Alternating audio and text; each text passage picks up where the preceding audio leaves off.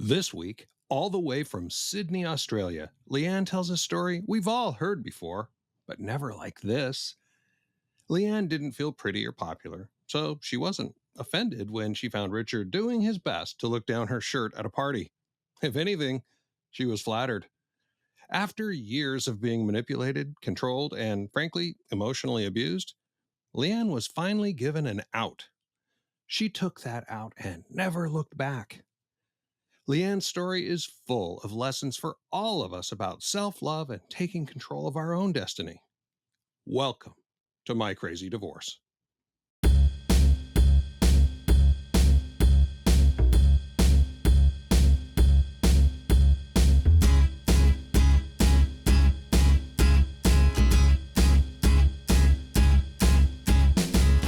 It's a great day, I'm feeling good. Oh, the possibilities of what I could, do with the world at my fingertips. My imagination brings a smile up to my lips.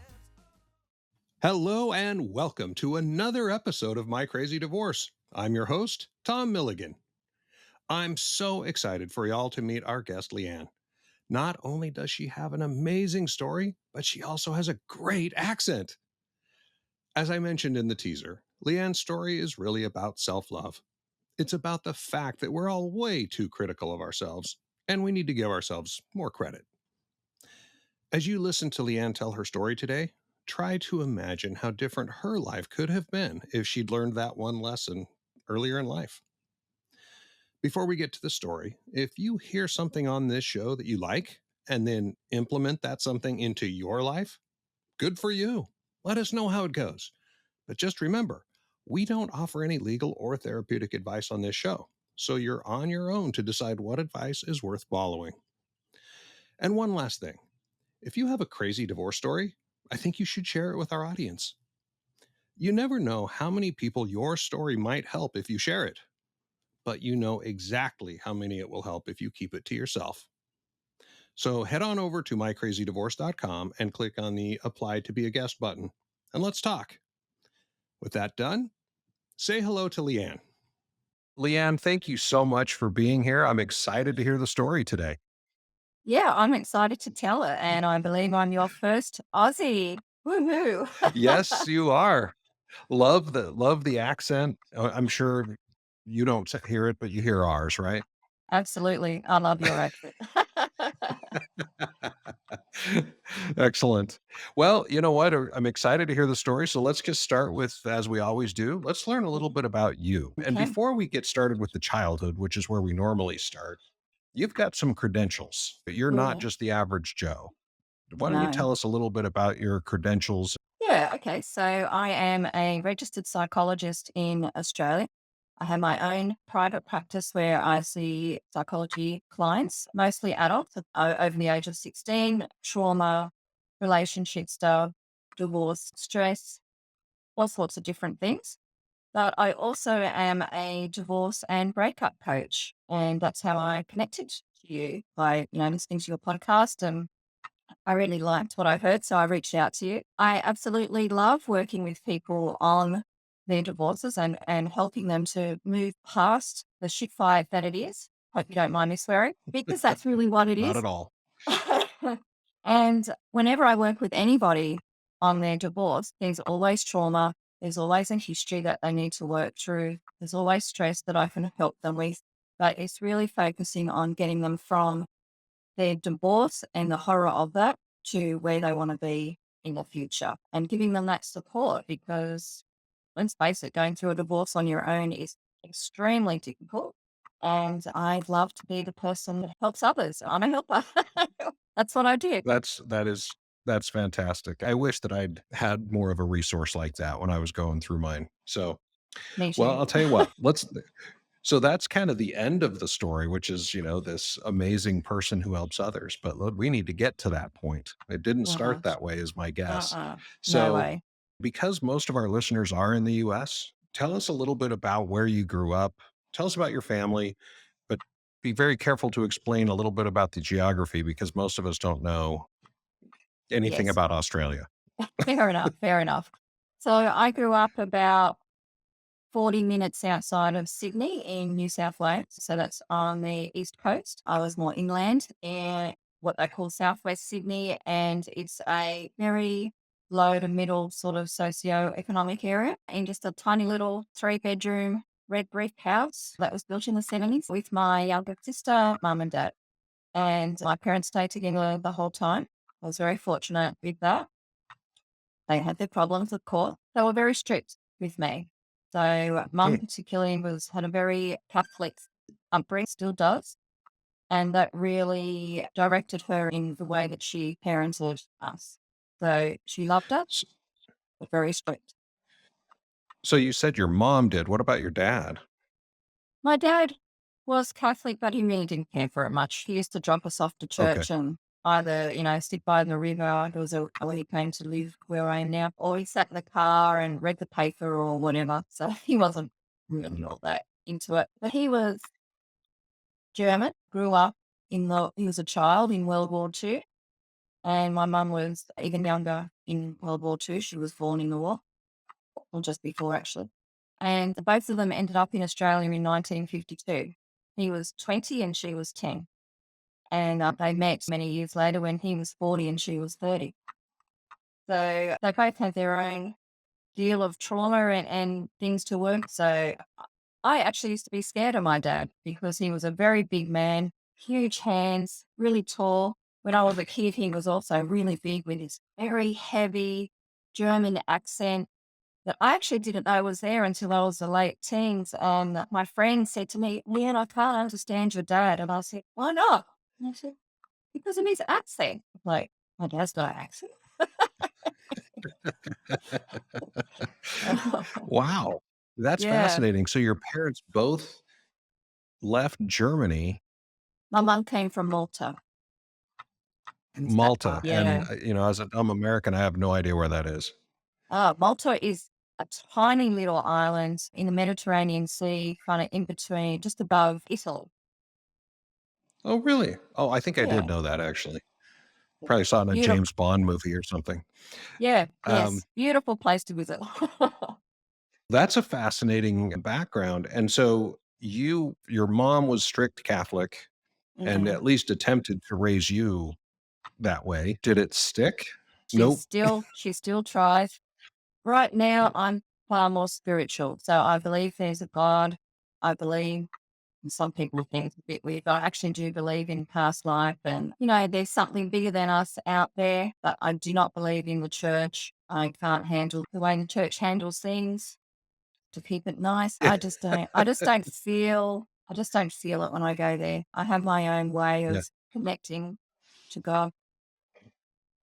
Everybody has to have their own, right? Oh, Whatever they believe, and I yeah. respect it however it is. When you grew up there in New South Wales or whatever you called it, just outside of Sydney, they have the same kind of school system, I assume, sort of elementary school, junior high, and high school?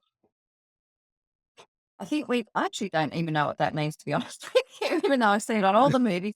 But the way we call it is primary school, which is from the age of 5 to 12, and then high school, Uh-huh. which is 13 till when you leave school. There's not one in the middle then. So some Oh, some schools interesting. Okay, yeah. call year 11 and 12 senior high school, but basically it's high school.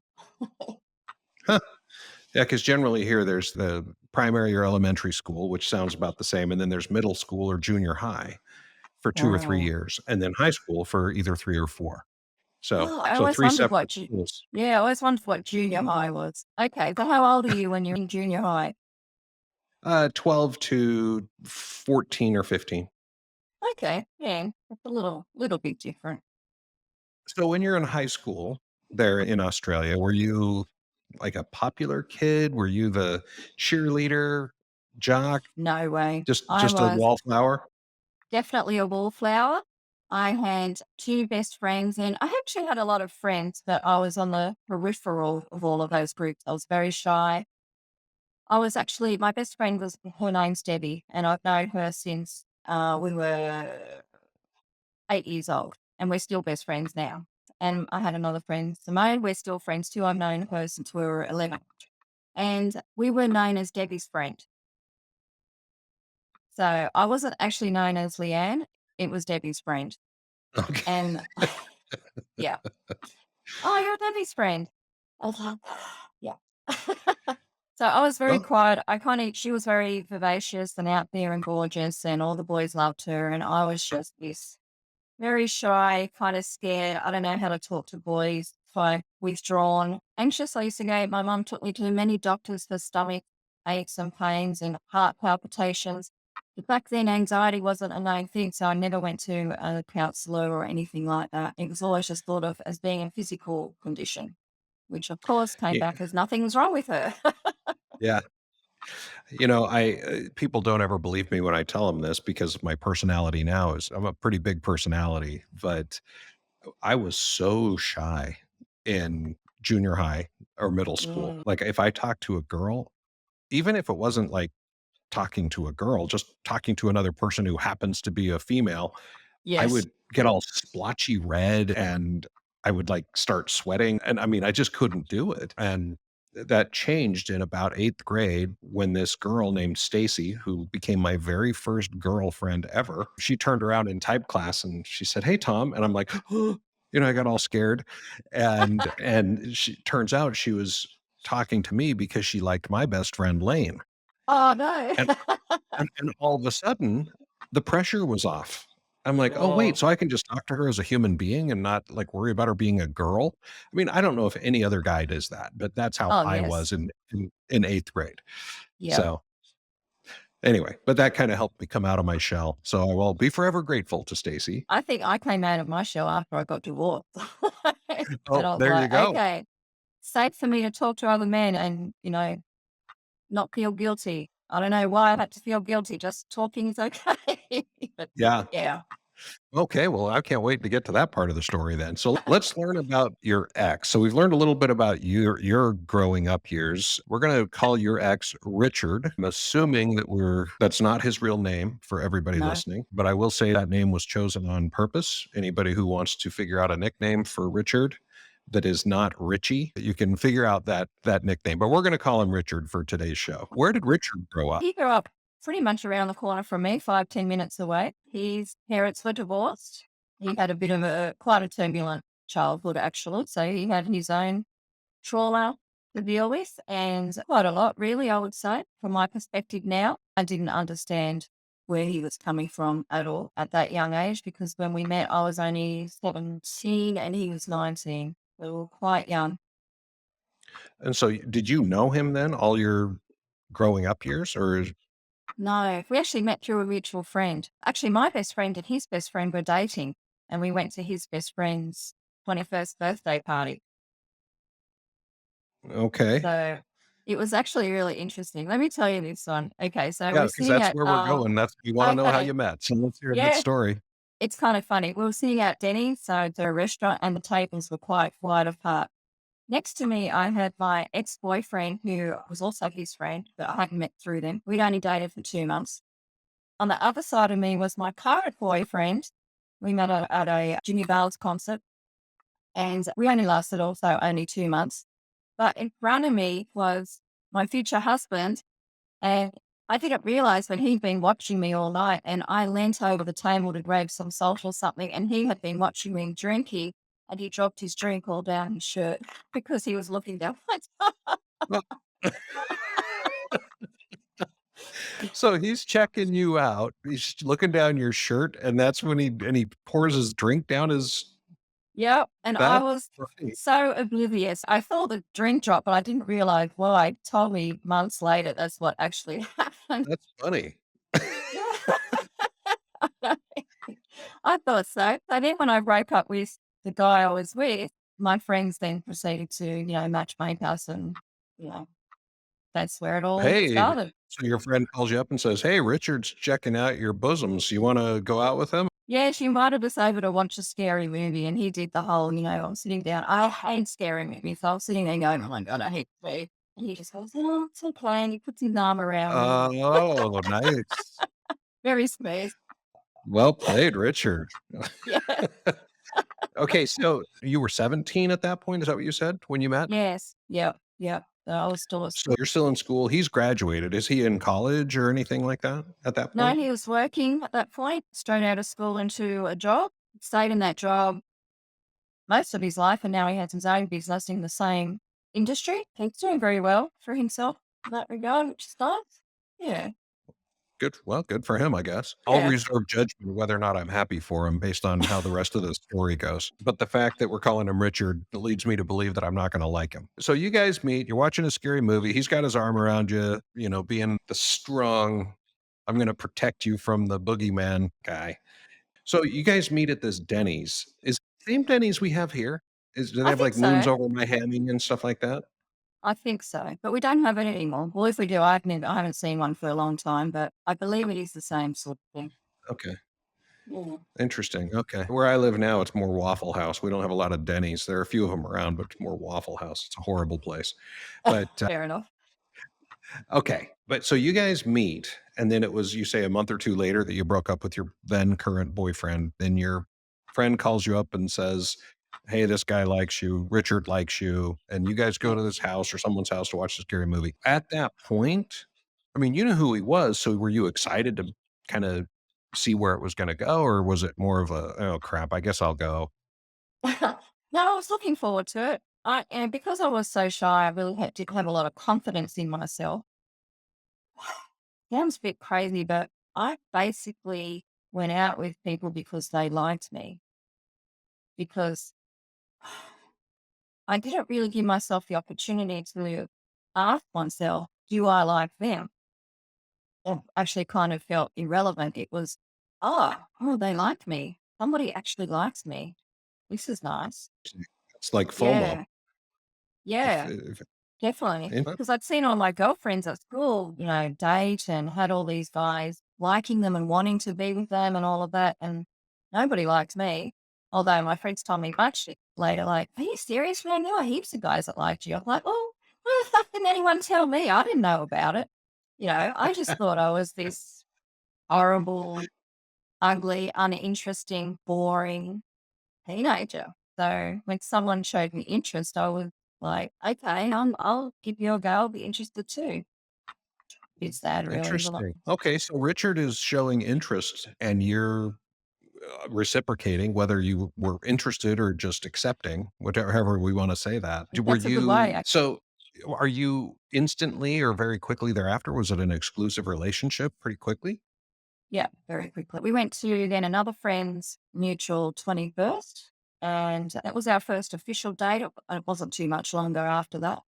And to this day, I'm not really sure what happened, but he had a dummy spit, got angry about something, and he was out the front, hooning around in his car, driving fast and being silly. And I don't know what happened or why, but I think to myself now, man, why did I even go on another date with him when he was behaving like that? That Yeah, clearly is a big red flag that something's wrong. Anyway, he was still interested in me, so I accepted that behavior and we just started dating straight away. There was no questions asked, really. wow, that's interesting. So how long did you date before, I mean, let's stop short of an engagement story, but how long did this courtship happen? Not very long, really. He was madly in love with me. So he actually asked me to marry him when I was only 18. And I said, no. Said, are you serious? We're way too young. Good But it for was a very, you. thank God, right? It gets worse. Yeah, You know, that's the we end of the show right there. I said no, and there you go. That's it. But, we fought a lot because of my Catholic upbringing. Sex before marriage was a sin. But, I'm human and I was curious and we went there very early on. And then I felt intense guilt about that. So I said, no, we can't do that again. We did. Guilt. No, we did. Guilt. And he just didn't get it at all. So we fought about it a lot. I cried about it a lot. I couldn't hold my ground. I couldn't just go yes or no or on the fence all the time. And I think that's really what set us up for failure. Now, looking back, because I understand that my indecisiveness led him to not knowing where he stands either. He knew what he wanted. He was a 19-year-old, very well known guy. So he knew exactly what he wanted. But because I didn't, he was getting very mixed messages. We had lots of fights about it. And I was never, ever able to set a clear boundary from there on. How interesting. Okay, so I have questions because I didn't ask about his upbringing in terms of religion, but I take it that religion wasn't a big deal in his life or No, no. okay. Okay, so you said early on you gave in, I think is the way you put it, that you ended up having sex with Richard and then you felt guilt and said no and then you said yes. Was this, once a week, once a month? How frequently was this cycle repeating? Good question. I mean, we only could see each other, you know, privately on the weekend when I was able to go to his house. It certainly wasn't happening at my house. But I think I would probably, yeah, it was probably well, way too often, probably monthly. Like I would go, okay, we can do this. I can do this. And it's not that I didn't enjoy it. I did enjoy it, but the guilt and the emotion Yeah. of it all was what really just caused me so much heartache. Like it was very regular. It was ridiculous. Yeah. Okay.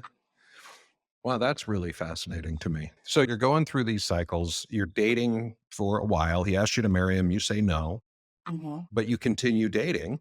Hmm. So saying no didn't end the relationship. So let's pick Oh, up the story right there. he understood, yeah, we are too young. So we just kept on dating. And it wasn't an official proposal. There was no ring or anything like that. It was just, Oh, let's get married. Very young. And then I did go to university or college for first year after school, and I wanted to be a social worker. At that yeah. point, I didn't even know what a psychologist was. So, but I got to study Okay. first. Yeah, I got to study first year psychology. That was a prerequisite before you could do social work. So I discovered it then. I didn't put a lot of effort into uni because I was distracted by him and our relationship and what am I doing with my life and all of that sort of stuff. And then towards the end of the year, this is the engagement story. We were shopping and there was a jewelry shop that had a big sale on. And I said, how about we go in there and just check out some rings? Oh, We bought a ring and we were engaged. That's how we got engaged. wow. How much time had passed from the first mention of marriage till now? Maybe 6 months. So Oh, so I was still only 19. yeah. So the too young excuse, it should have still been valid if you had wanted to, but hey, we're here. Let's buy a ring. Yeah, that's what we do. And then we decided to go and celebrate by going to our local Pizza Hut. That really shows you how young we were. And Hey, no one out pizzas the hut. That's true. We loved it back then.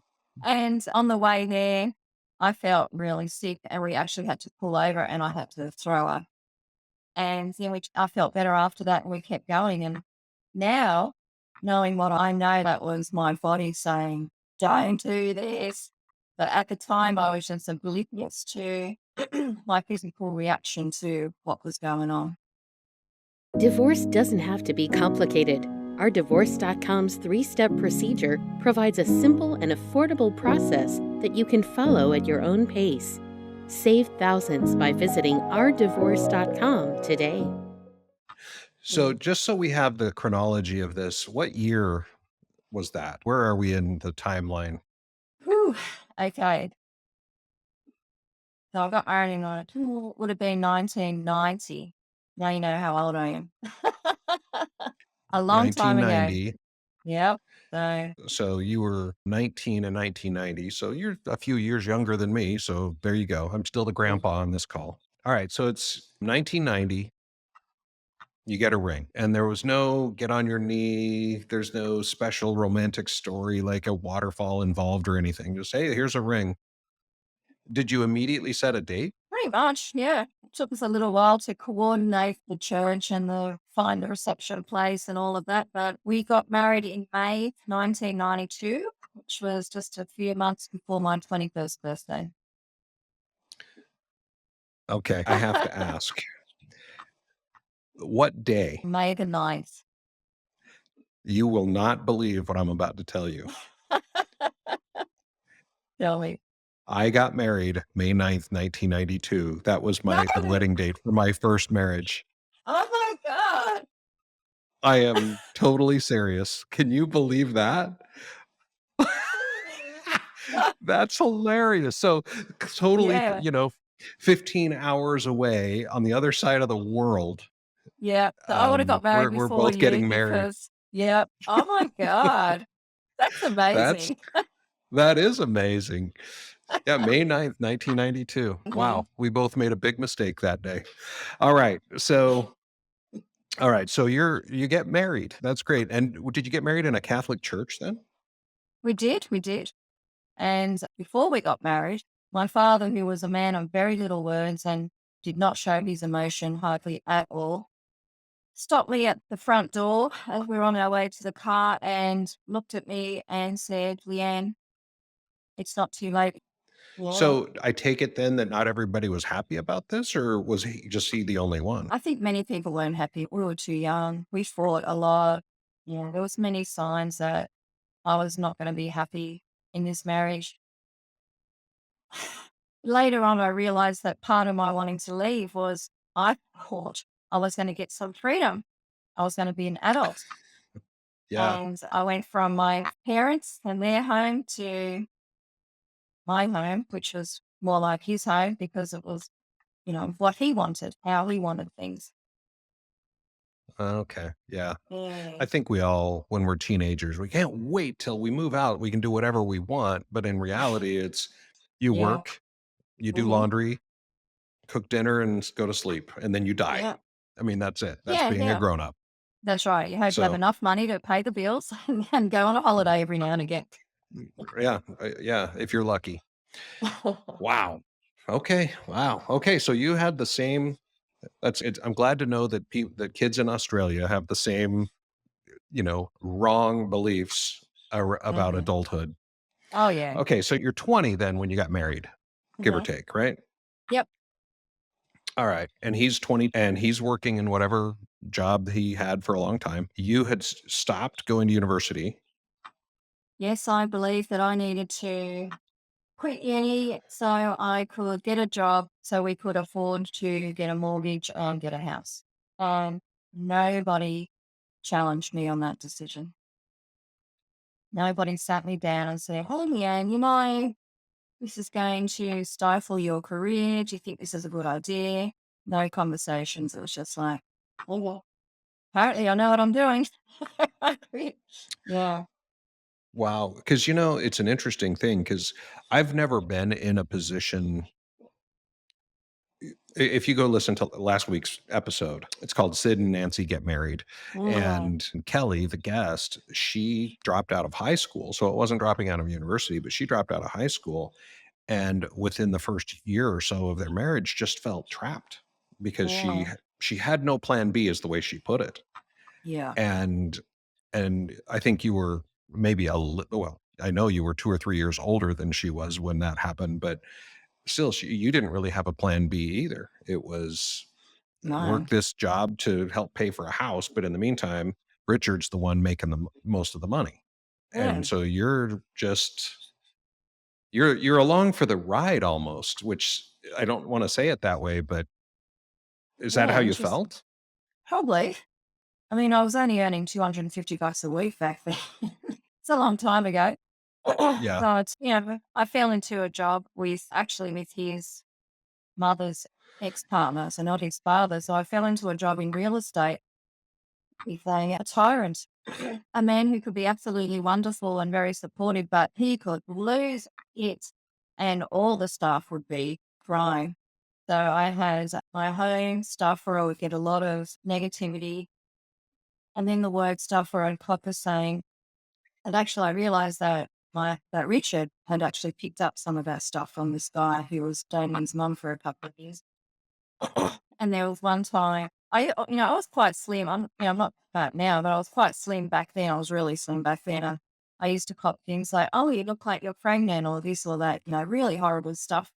And my boss once said to me in front of the whole staff, oh gosh, I feel actually embarrassed to even tell you. I will tell you. He said, "I don't know what's bigger, your ass or your gut." And I was like a size 10, which is probably a 6 in America. And I lost What a my shit. douchebag. I know. And it was probably the first time that I really lost it in front of everyone. And I was like, "I can dare you." I have to cop this shit from my husband. I'm not going to cop it from you. And I just went off my head and, of course, ran to the toilets and cried. And his wife was working there as well. She came to me and hugged me and, all of that. And then a few days after that, he said to me, I'm sorry. And then he asked me to be his PA and he never ever yelled at me again. Yeah, didn't yell at me. He treated me with absolute respect after that. And it was such a lesson that, holy shit, when I stand up to myself for myself, people listen and people respect me. And I need to do this more often. Wow, that's a great lesson to learn. It's a sad way to have to learn it, Oh, unfortunately, but still. my God. Yeah, it was devastating. Well, so let's keep talking about your marriage. So you're married to this guy. You're talking about how he gave you, he wasn't respectful because you just said you took that shit at home. Or what'd you say? I have to cop this. How did you say that? I cop this shit I from my copped it. husband. Yeah, probably. I That's don't know honestly that, exactly, that's but a yeah, that's a something I've like never that. heard that term. Oh, Um, okay. Oh, that must anyway, be a very Aussie term to cop it. yeah. So your husband's giving you a bunch of shit about your weight. About my weight, about what I wore, about how I did my hair, about the type of food that I bought, about the way I cooked. I didn't clean good enough. I didn't have sex enough. I wasn't good at sex. I was, well. Yeah. Never ending. And it Never. sounds like it was from day one. Yes. Yeah. But then on the flip side, I love you so much. You're amazing. You're beautiful. You're everything. So I was in this constant turmoil of, oh, do you love me or do you hate me? I don't know.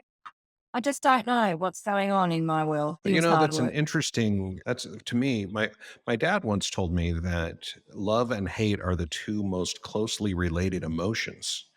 People Mm, think that they're opposites, but they're actually the 2 most closely because it requires you have to respect someone to hate them that's very and true. or have enough respect for them as a human to hate them. The opposite of both love and hate is indifference. I can see how Richard might have loved and hated you, I guess, at certain points. And I don't mean to harp on this part of it, but I'm going to go back to the sex because you brought that up earlier. So pre-marriage, you were guilty and feeling bad about it and everything. Post-marriage, did that guilt continue?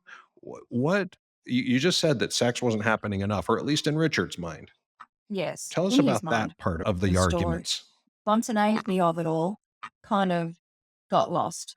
The romance of it got lost. And it turned into this expectation. And one thing I always say to my clients is if someone in the relationship is expecting, sex is not going to happen because no one wants to do it when the other person demands it of you. There's no love in that. There's no, oh, yeah, I want you. It's like, do you even care what I think? Do you even care what I want? It's all about you. And so for me, that's how it really felt. It's all about you and what you want. And yes, I still managed to enjoy it when I allowed myself to get into the swing of it, the mood of it all. But it took a lot of effort on my part to really get my head into the game. It wasn't nice in that regard. So, and I'm fascinated by this, and I'll tell you why here in just a minute, but how often was it happening as opposed to Oh, how often would he want it to happen? okay. It was probably happening two or well, maybe not three, probably once or twice, maybe three times in the beginning a week. He would have liked it every day. Yeah. But then as I got more and more distant from him, then it was once a week. And then it was a little bit less than that, but I often gave in because I couldn't cope with the silent treatment. So I tell you that, or I ask that question because my marriage, my second marriage was very similar. It was very highly sexually charged in the beginning, Mm. 3, 4 times a week. And I was good with that. I mean, my first marriage, it was nothing like that. So I thought I'd died and gone to heaven. But then it very quickly reduced, devolved, whatever verb you want to use, became more like once every couple of weeks. And then it was once every 3 or 4 weeks. And I was chastised anytime I even brought it up.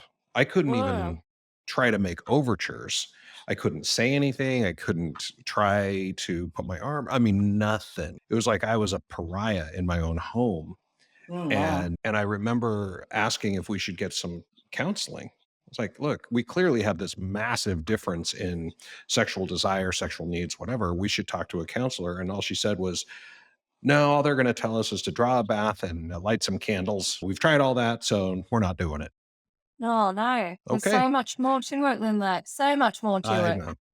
I know. But that was Oh, that. And so in I talk about how we were married for almost 18 years and we had 14 years of what I call a great marriage, even though we had constantly always had this underlying, there was something wrong sexually that we couldn't resolve. And I'm not going to say we didn't try, but there was nothing. I mean, I couldn't say anything, do anything, talk about it. There was nothing we could talk about because she would be offended by it. So I oh, basically just had to stop asking. And I knew the marriage was over the day that she came to me and she actually said, I'm surprised you haven't said anything, because it had been like 3 or 4 weeks. And I said, well, I've just come to the conclusion that neither one of us is ever going to be sexually satisfied for the rest of our lives. oh God. Um, That's she started her second affair about 2 weeks after that. So you have this, and in my marriage, it was just a sexual problem, but it sounds like in your marriage, it was a sexual issue. It was a respect issue for sure. And it just never got, it sounds like it never got good ever. no. I think it was very much also an immaturity issue. Both of us were children trying to be adults, and we didn't know how. We were both, Hmm. our inner child was very much in charge of us. You know, he would withdraw if he didn't get what he wanted. And so I couldn't cope with that. So my little inner child would go running up to him and, make it all better. I'm sorry. No, come on, pacify him. And when I didn't get what I wanted, I cried. I was just like, oh, and he would actually pay attention when I cried. So it was a strategy that works. But I Mm. hated myself for it. But man, why do I do that? If I was angry, I cried. If I was sad, I cried. I just couldn't get my thoughts across in a way that he could hear it. I just didn't have the skill for it back then. We actually did go to a Wow. couple of counselors as well. One of them that I loved, he hated. He said that she was only in it for the money. Okay. And she was very direct and really good with both of us. And the other one we went to, I can't even remember the rest of the session, but the only thing I remember that she said to me was, Leanne, you just got to have sex with him and everything will be okay. I was like, what? Are you fucking crazy? Like, are you not seeing the rest of the shit that's going on here? Oh, anyway, so that we never went back to her. But he really took that on board. That's what I had to do. Yeah. Yeah. Well, he would have gotten what he wanted, but he probably still, like you say, he would have called you names and belittled you. So, Yeah. okay. So somewhere along the way, you had a couple of kids, though. Yes. I always wanted children. I loved children. So it wasn't till I was 28 when I fell pregnant. So altogether quite a while. That's the one area. He actually wanted children younger, but I always said, no way. We got married really young. There's no way I'm having children real young either. So we were very fortunate. I pretty much went off the pill and fell pregnant instantly. So my son is now 22. He's an amazing young man. And then that's when I started university, actually, because I Oh, went back. My son was 1 year old. He was like the perfect baby. I was so bored. I was at that point hiring videos, 7 weekly videos to watch a movie every day when he slept because I was like, I want to do now. He was just beautiful. So I started uni when he was one, and then I fell pregnant again pretty much straight away. And I had my daughter. So it took me a long time because I was doing it offline, not offline, sorry. I didn't have really internet, wasn't even around back then to do online courses. So I was doing it distance education. So they would oh, send me all my notes. I would have my two babies and I'd be studying like crazy. My husband hated it that I was studying. The reason I went back actually was because of him, because he kept telling me there's something wrong with you, there's something wrong with you, there's something wrong with you. And in my mind, only thing wrong with me is you. Finally, I went to see a psychologist to pacify him and I loved it. And I came home and I said, The reason I'm so, I didn't tell him everything, but the reason I'm so unhappy is because I hate my life. I've just been working these shitty jobs all these last 10 years.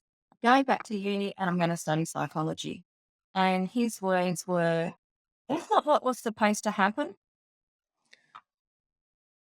Well, that's not how I plan to control you for the rest of your life. Yep. And unfortunately, I don't know why, but I never went back for another session. So I don't know why.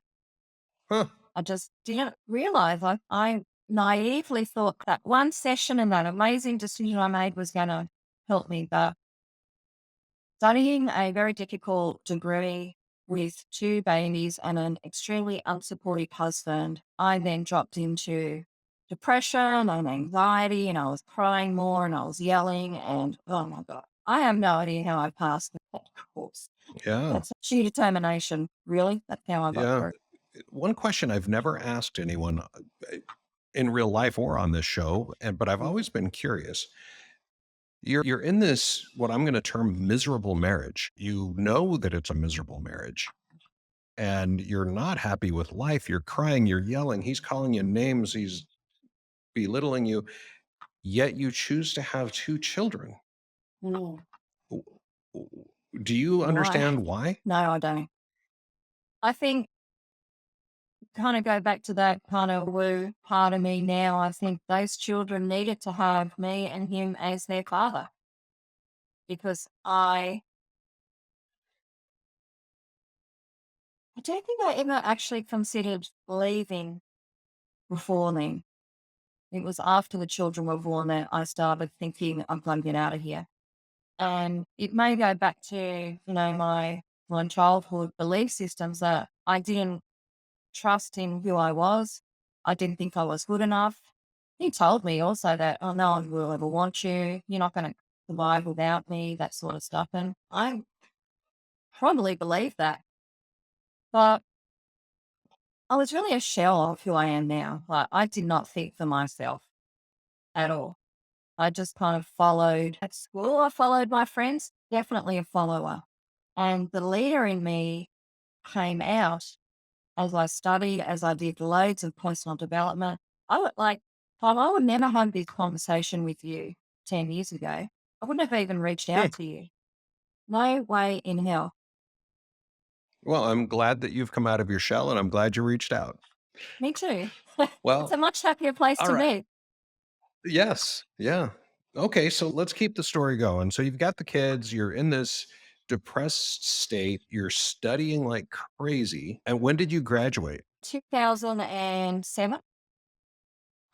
So it took Okay. me, 7 years to get that part of the degree. And then I was an intern for another 2 years. And it was at the end of that, during that 2 year period, I had to get a job and I went to a naturopath actually because I didn't accept, even after all those years, didn't even look at myself as being depressed. No. Oh, anyway. And I went and saw a naturopath because I wanted some sort of support. I didn't want to take medication. And she offered me a job. She said, Leanne, I was literally sitting on her naturopath's table, the little bed thing they do, and crying my eyes out about how shit my life was and no one was ever going to give me a job because look at me. And she goes, oh, there's something in you. I can really see your passion and I really can feel your energy. And I would love for you to come and see clients here at this clinic. And I was like, what? Nice. Yeah. And I did not take that job because a week later I got offered another job in a very large service with unemployed people who were never going to work, like the really difficult clients. And there was a big team of counselors there and psychologists. I thought, okay, I need to go there because I need the support. I can't do this on my own. And that was a fabulous decision. But her belief in me when I was at my absolute worst just kind of set me free. And I was like, holy shit, if I can be here bawling my eyes out that I am a lost cause and you offer me a job, then there's something in that, right? It Yeah. was it was one of those defining moments. So, Leanne, I'm going to say that, you've heard that, and I think it's true, we're all our own worst critic. And Yes. I think you personify that statement probably more than anyone I've ever met. You thought you were this horrible person in high school, and all the Yeah. girls are going, "No, you had heaps of guys that liked you." And then, and every moment, so far, every moment of your story has been you thinking so poorly of yourself, but somebody else seeing something in you that you didn't see in yourself. Even at school, actually, many years later, we were at a school reunion and one of the girls came up to me and said, "Oh my God, I so wanted to hang out with you and your friends at school. You guys were the cool girls." And I was like, "What do you mean we were the cool girls?" I didn't realize that other people saw our group as the cool girls. I said, "Well, you could have just come and talked to us. We wouldn't have." We were very open. We weren't like, the mean bitches or anything like that. There were other girls that did that role, but we were actually seen as the cool girls, and I was clueless about that. Like, wow. So I Oh, have that's lived my cool. life in this kind of veil of insecurity. You would be a bit shocked at as to how much money I've spent on therapy and coaching and courses. And it's 100% all worth it. I would not take any of that back. Sure. But, yeah, I'm glad that you did the therapy and all, but I'm Yeah. sad that you spent so many years not believing in yourself when it seems like everybody else did. Yeah, that's So, true. that's a lesson for those listening right now is they can think about, maybe you're doing a little bit better than you think you are. Did you know you can get divorced without hiring an attorney? Let ourdivorce.com guide you through our 3-step process for a simple flat fee. Visit ourdivorce.com to learn more and get started today. Let's wind the marriage down. I mean, unless there's a story you need to tell us during the marriage, because so far what we've heard is that Richard is living up to his nickname. He's a dick. And he calls you names, he belittles you, he doesn't respect you clearly. It sounds like he tried to control everything in your marriage and in your home and everything else and was upset when he couldn't. Was there anything else or did you just reach a point where that was the end? There was something right at the very end.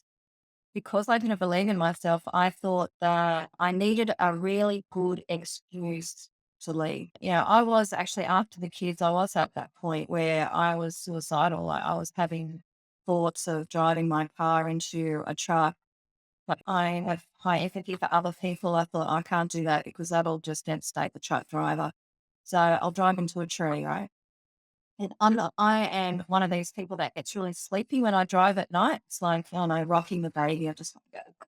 So I thought I could just drive into a tree at night and no one would know. No one knew. I didn't tell anybody. Recently, I was published in a magazine and I showed my mum the story and it mentioned in there. And she was like, "Oh my God, Leanne, why didn't you tell me?" I don't know. I just didn't want to tell anybody. So I would fantasize about that or running away from home. And then I would think, well, do I take both kids with me? Then Richard would be really upset because he loves the kids. So do I leave one here? But who will I leave? That can't be fair. I can't leave one. So my head would just be going crazy with these escape kind of plans. But you were done. I mean, you have checked out of this relationship at this point and just trying to Yeah. figure out how to get out of it Yeah. one way or the other. Yep. And then came his 40th birthday. And I thought, right, I'm just going to put everything into this. This is the last chance for me to show him that I care about him. I love him. I think I love him. I don't know. I'll do everything. And I arranged this beautiful surprise birthday party for him at our place. And the night before the party, we were both in bed and his phone dinged. So he was fast asleep. So I picked up his phone to have a quick look because he had his own business on it to check. Maybe it was someone calling in sick or something, right? And it wasn't. It was, our son had a little mini motorbike and it was for sale. And I didn't know it was for sale. I thought, what the hell? Why is he selling our son's motorbike? I didn't know it was for sale. So I started flicking through the phone to try and see how long this had been going for. And I discovered 2 message, not threads, because back then I didn't have threads. It was I have to go from here to here, from here to track down the conversations with 2 people. They were in men's names that he was having explicit conversations with. But I couldn't tell because it wasn't so specific that it mentioned body parts. as such, but I knew that was sexual in nature. It's really hard to describe it. I didn't know if he was talking to a male or a female. And I came into my office and I actually wrote it all down. And I wrote down the phone numbers. And then I thought, well, I can't do anything about this. Tomorrow is his 40th birthday. God, I'm feeling emotional thinking about it. Tomorrow is his 40th birthday, and I have spent a shit ton of money on his party, and I'm going to have that fucking party, and then I'm going to end it. And I didn't say a word. But in the morning, he looked at me and he said, "What's wrong?" And I was like, I was still Oh. lying in bed. I think I must have just been staring at the ceiling. I don't know. But he knew instantly. All I said, "We're done. I saw your messages on the phone and we're done." And Happy birthday. I didn't want to do it like that, but he could see it. I couldn't hold it in. Oh, shit. Yeah. I'd organised for him to go out with his friends so I could organise the party. And I said, just go out, have your day. We're not talking about this today. And he went. I had a fantastic party. He got drunk really early on. And like 11 o'clock, he was asleep and I partied on with all his friends. And yes, I got really drunk too. It was very much needed at that point. Yeah. Well, and not to stereotype, but you're also Australian. Oh, yeah, of Um, course. You're going to have a good so, party. You're going to have a good party. yeah. So you're 40, so you're 38, he's 40 years old. You've discovered these online texts or messages or whatever they are. Did you ever find out? Were they Oh, that was, physical as yeah. well? He always denied it, but one of them definitely was. I rang both the numbers the next day. Well, I might have been, actually, it was at work. I was at work with my colleague, that's right, crying my eyes out. And she rang them for me because I couldn't do it. And she said, they're both women. I thought, okay, well, that was a relief. To start with. Did she talk to them or just hear their voice and say, "Oh, they're women"? She had a little chat with them, but she didn't ask them too much. I just really wanted to know if they were women. I didn't want to know the details. And then, actually, you know what? I didn't even care. Just needed the evidence. I just needed a reason in my own mind. My own unhappiness was not enough. Anyone Yeah. listening, if you're as unhappy as I am and you're still married, just fucking get out. Not going to get any better. We were together for 20 years and it never got any better. So we were done. And it was a huge relief. Huge relief. And at this Yeah. point, you're graduated, you're working, so you're making money. So it wasn't that Mm. you were as trapped, but Yes. so, and I know, as most people know, I do have a short call with each guest before we record, and I have a brief outline of this. And if I recall correctly, the divorce itself wasn't an event of any, there's nothing to really talk about other than you got divorced. Yeah, it was extremely amicable. I was very lucky in that regard. He didn't want to get divorced, but we even went to this is actually illegal, but we went to the same solicitor, the lawyer, said, we know what we want. Here it is. He paid her the money and we found out that she actually got fired. We believe that she got fired because you're not supposed to have the same legal representative in a divorce. She shouldn't have done it. And she knew she shouldn't have done it. She said to us, I'm not supposed to do this, but she did. Well, I know that if you're here in the US, if you're represented, if the attorney can only represent one of the two parties in the Yes, divorce. exactly. And so if both parties agree, I have a close friend who's an attorney who's told me this, that he'll have couples come to him all the time and say, "Hey, we can agree on everything. Just write it down on this piece of paper. We'll go file it." And he says, "Well, as an attorney, I have to represent one of you, which Yes, means I also have to advise the other one that I don't represent them and that they should go get another attorney to review it, make sure that I didn't hide anything in here." yeah, And that's when problems begin. Let's pick up the story there because so now you're divorced, you both agree, you get the solicitor fired, and you're divorced. How yes. and did the relationship? I mean, he didn't want to get a divorce, but he obviously agreed to stuff. How were you friendly throughout the process? We tried to be, but it was just, there was a lot of resentment, a lot of anger. I was still pleasing, trying to please, so I did things to try and make things better. Often it didn't work. Often it made things worse.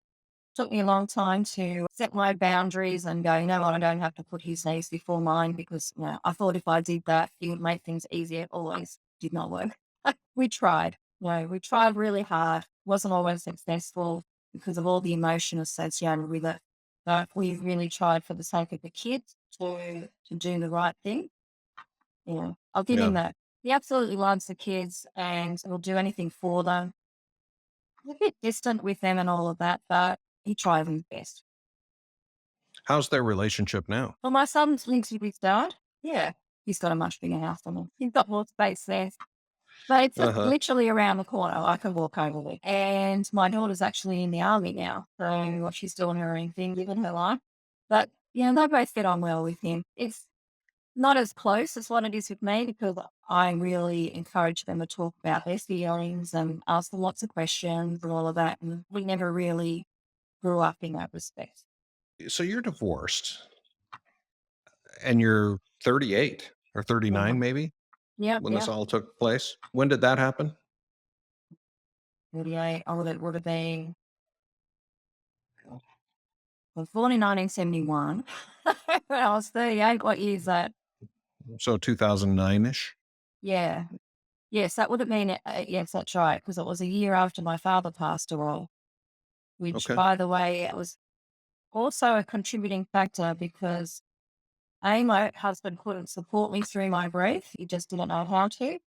And B, it was almost like it set me free in a way, emotionally. I love my father very much and came to realize that he wasn't a big scary man when I was an adult. He was just a big softy and a big bear body, which is beautiful. But it was almost like I guess maybe there was a part of me that saw mum and dad stuck together through thick and thin, and I shouldn't get divorced or the whole divorce equal sin sort of thing. But when my dad died, and it kind of made me grow up a little bit, I started to think differently and got my first tattoo and all of that sort of stuff. So, All yeah, right. yeah, A big yeah, fan of tattoos here. So yeah, yeah. I have it called. It's on the outside there. what is that? It's a dragonfly, a Uh, dragonfly and a lotus flower. nice. It's time to glow up, right? Because you're divorced, you're starting over, kind Yeah. of. What's happened since? I mean, that's now been 12, 13 years, right? Or 14 Yeah. years. Oh, amazing. I absolutely found myself. So that's when all the therapy started and coaching and all of that sort of stuff. And I really dug deep with everything that I was doing. And, so Richard was the only guy I'd ever been with up until 38. And I went through that phase. I think what did you name it yesterday? The hoe The phase. hoe phase. I like to call it the exploration phase or the getting to know yourself phase. It wasn't that bad really, but it was fun and I gained so much confidence because, guys can be really complimentary when they're not nasty. And I just got so much validation, just going on dates. I love the dating scene. I know so many people hate it, but I loved it. And I love talking to people and getting to know them. And I didn't, if I didn't like them, there was plenty of guys that I would never date, but I went out with them and we had dinner and a drink or whatever. And we just talked and I kind of became a bit of a therapist to a lot of these guys. I remember one guy rocked up, he was stoned, and I asked him, "Are you stoned?" And he said, "Yeah, I was just so nervous." I was like, "Yeah, man, don't do that. Wow. Don't get stoned before you go on a date." And we were friends Yeah. for a And don't little get while nervous after either. that. Yeah. You're so solid, but you're so beautiful and you're so much better than me. And blah, blah, blah. I was like, Jesus, if that's what I thought, I wouldn't be sitting here with you, mate. So that's when I actually started the whole idea of coaching people. And it started with coaching people around dating. Yeah, it was really fun. I did meet another amazing guy. We were like soul connection. We were only together for a very short period of time and he ended up getting killed in a car accident. I was absolutely devastated for a long time. And really, it's only been very recently that I was like, you know what, we're always together. Doesn't matter. It was really beautiful. Anyway, that was a real catalyst for me. And it kind of showed me that I can love. I can Yeah. open up my heart and I can love. And he loved me too. And it was really beautiful. So that was really nice. Let me take you back here for just a minute. I have to ask a question. No one ever on this show has ever admitted to have the hoe phase or the experimental phase. I may We're be gonna just being way too much open book here, Tom. oh no, not too open for me, but there's some prudes that listen to this show. But here's the thing. You said during that period you got a lot of validation. So what I Mhm, want to do is kind of nip it in the bud right here. mhm, As a psychologist, I want you to talk about that for a minute because I don't think you mhm, meant that you got validation because you were having sex with different men. So why don't you uh-uh. talk through what you meant by getting validation during that period? I guess I had to push past my own insecurities. So it was really about trusting myself, knowing that, discovering who I am, hearing words that were completely the opposite of what I'd heard my whole life, and learning how to accept who I am and what I actually wanted for myself. So really digging deep and acknowledging that men aren't scary after all.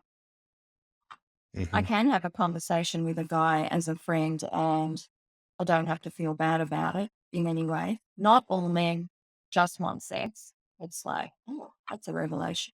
That was Yeah. nice. So really it was about me honoring who I am and learning to love myself truly and gaining the confidence to have real conversations like I am with you right now and Yeah. not actually giving a shit about what other people think.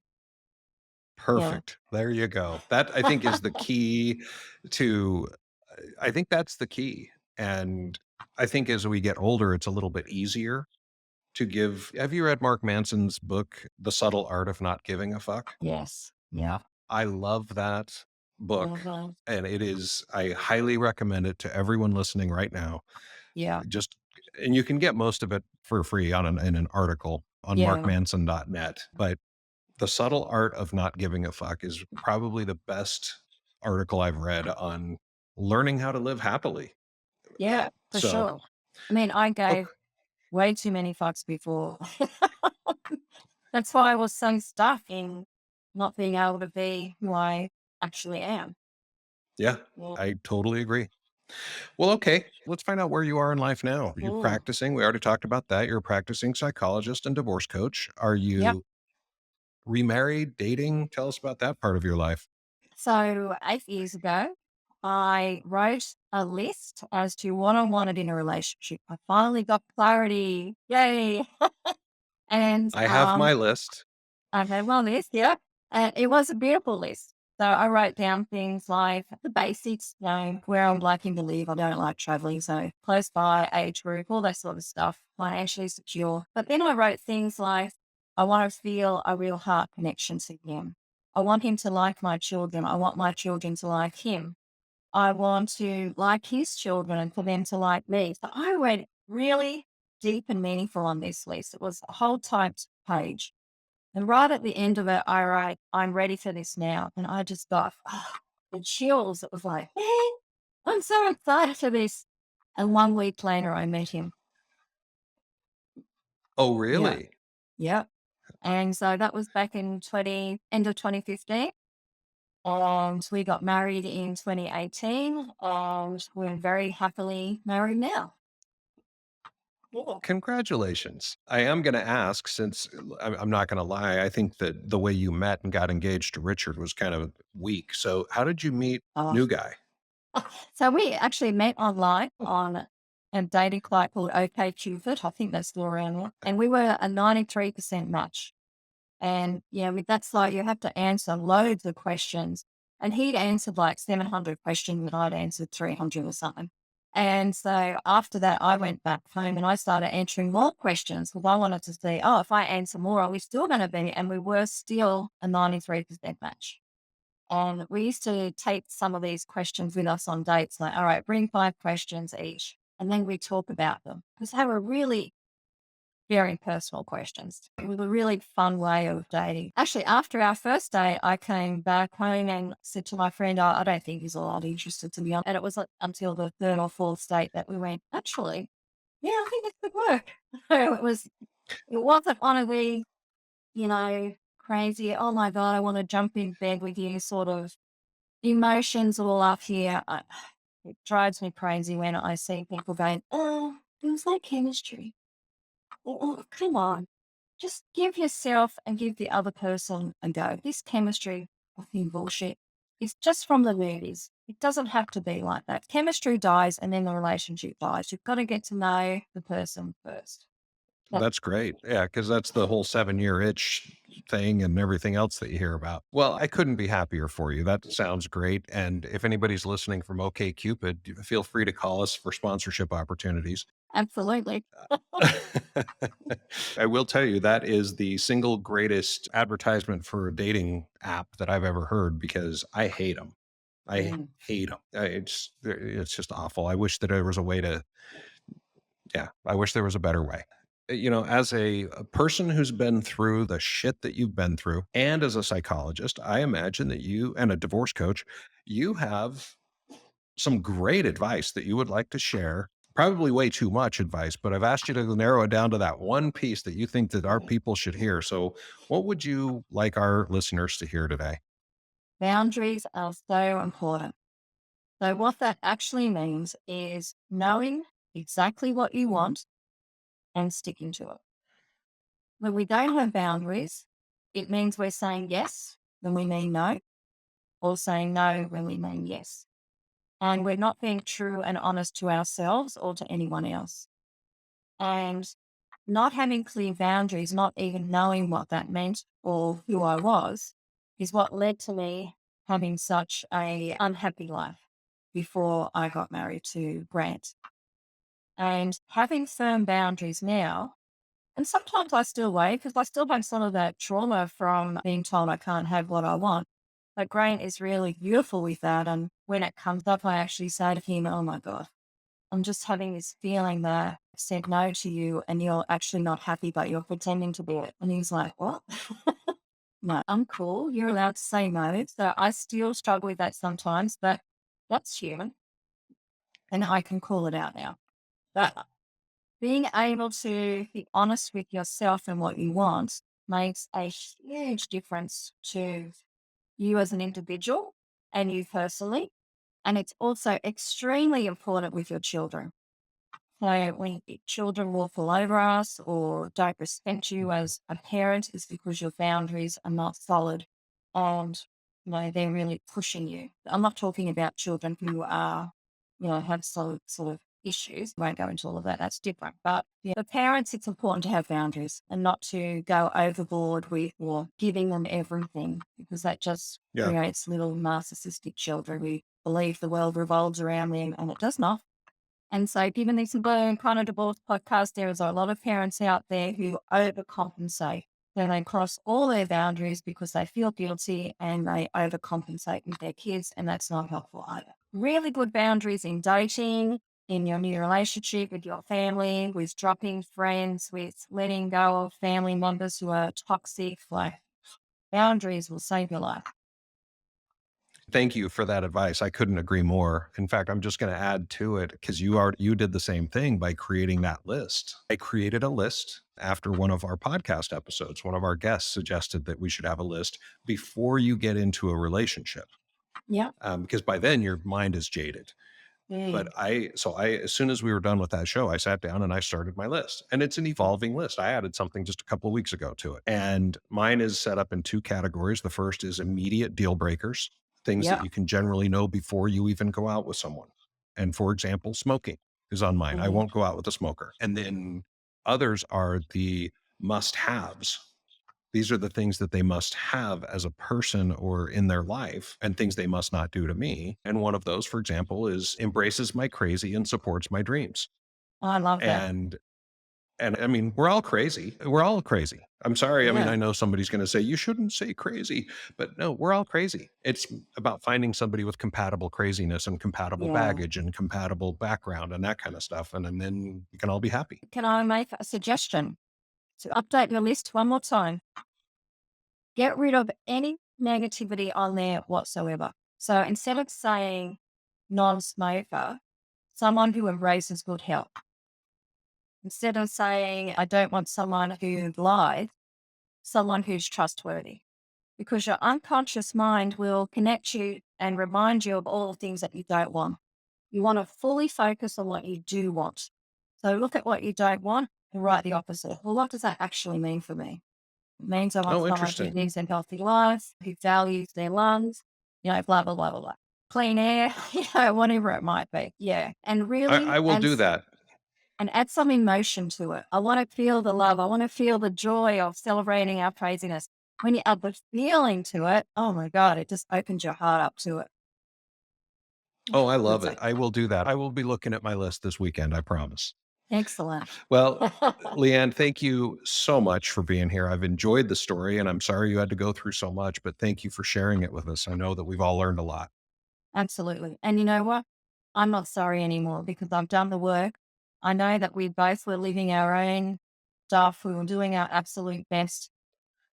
We talk to each other now, Richard and I. We love our children. We do our best for them as well still. And I couldn't be happier in the life that I am now. And if it wasn't for him, for Richard, I would not have learned any of those lessons. Yeah.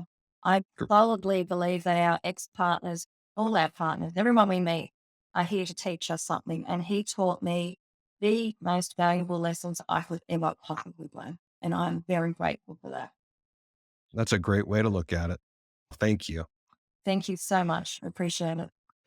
When I first met Leanne, I asked her to come prepared with the advice she'd like to share. Leanne didn't even blink before she said, I know exactly what I'm going to say already. And the way I see it, this is a practicing psychologist and divorce coach. I think she knows her shit. We should listen. And I agree. Setting proper boundaries is great advice. I'm so happy that Leanne has overcome her lack of self-love and has set the proper boundaries and is now living a great life as a result. I really hope you enjoyed hearing Leanne's story today. If you did, please tell the world by going to whatever app you're using right now and give us 5 stars and write something down for the review. It doesn't have to be much or even about the show, but those ratings and reviews really help us move up the charts. That's it for today, guys. Have a great week. Bye.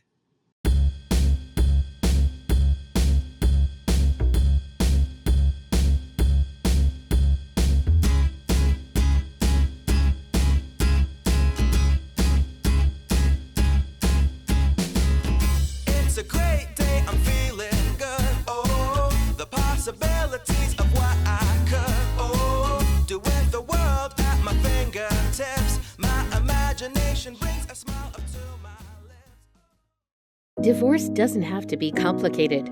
Our Divorce.com's 3-step procedure provides a simple and affordable process that you can follow at your own pace.